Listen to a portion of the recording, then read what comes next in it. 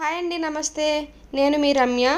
Welcome back to Jessie cooking recipes. ఈరోజు నేను సబ్జా lemon వాటర్ని ఎలా ప్రిపేర్ చేసుకోవాలో చూపిస్తున్నాను.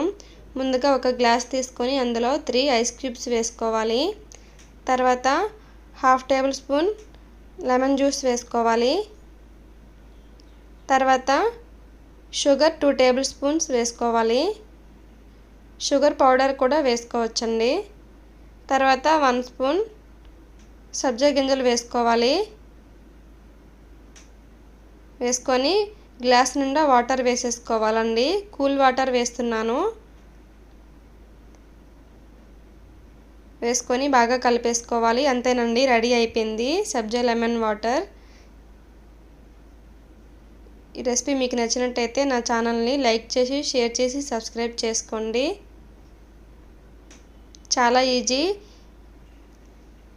అండ్ టేస్టీగా కూడా ఉంటుంది. ఈ సమ్మర్లో ఇలా తాగితే చాలా బాగుంటుందండి. రెడీ అయిపోయింది. Thank you for watching.